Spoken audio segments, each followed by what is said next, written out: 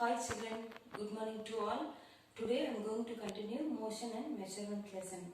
In previous class, what are the contents you studied?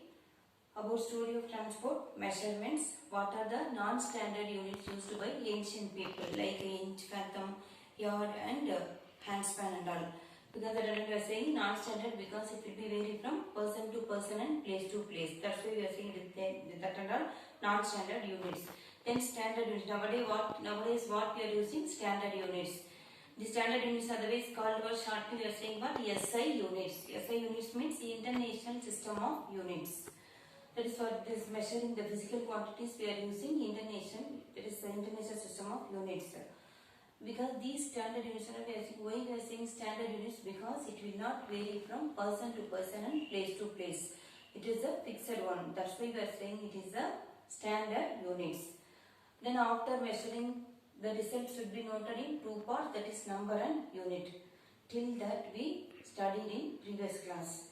Today we are going to learn about how we are going to measure the correct length of an object using ruler, and also how we are going to measure the curved line. These two topics we are going to learn today.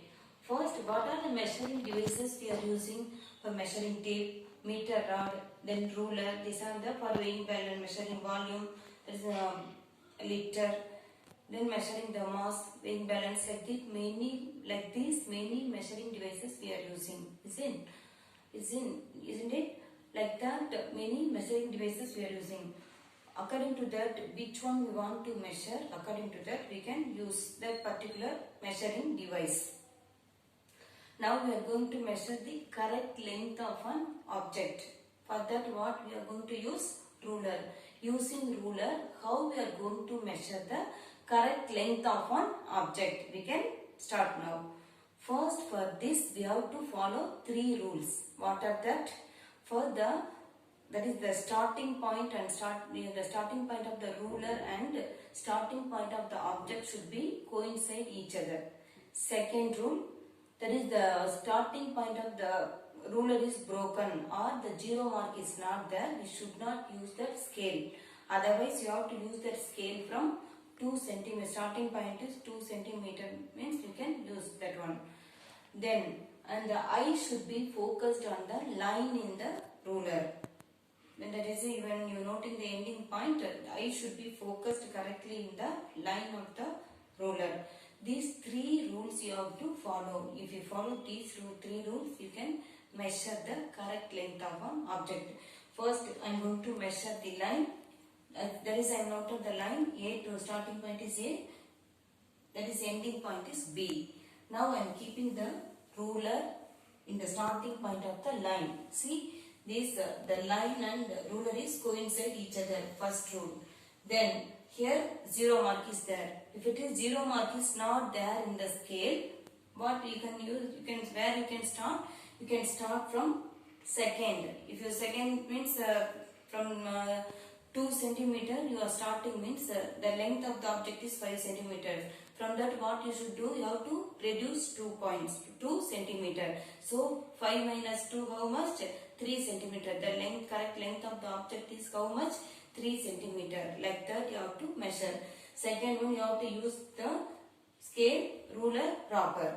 If it is the ruler is not proper, the zero mark is not there, starting point is not there proper, means what will happen? That error will happen. That error we are saying what? Parallax error. To avoid the parallax error, what we should use? We should use proper ruler. Then third one, when you take the reading, eye should be focused on the line in the scale. The ending point should be, we have to focus the eye in the line of the ending point of the line in the scale, and where it is the ending point of the object and scale is there, in the ruler is there.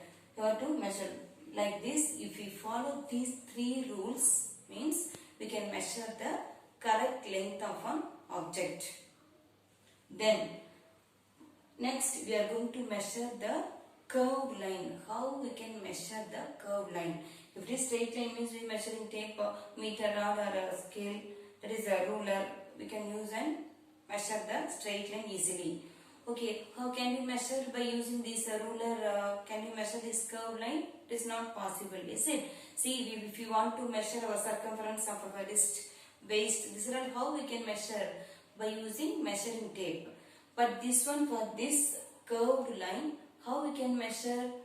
By using thread or small rope, we can measure the curved line. First, how we have to measure the curved line? See, I am having this rod. This is the starting point. If it is the thin thread, means you can put knot in the one end. That is, I noted this curved line I am going to measure. I am noted starting and ending point of the curved line. First, I am having the thread. The starting point I am going to keep in this starting point of the curved line. See, I am going to keep like this. You have to use your fingers proper, then you have to keep it. I am keeping in the starting point of the curved line, then I am leaving here, then I am stretching the thread in the line. Each point should be, your thread should be, keep it in each point of the curved line. Then I am stretching here, then I am leaving, then I am stretch the thread in the line like this. After that, I am stretching the thread. So each and every point of the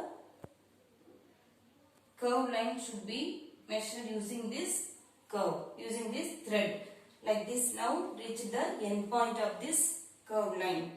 This is the length of the curved line.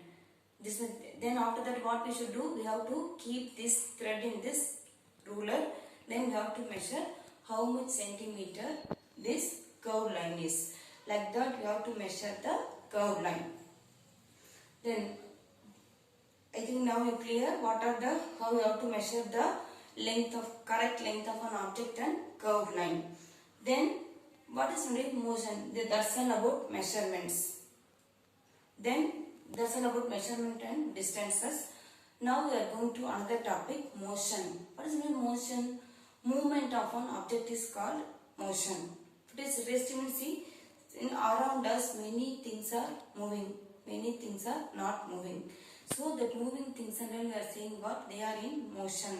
Movement of an object is, we are saying what? Motion. If it is the object is in some of the objects are in stationary. Stationary means not moving.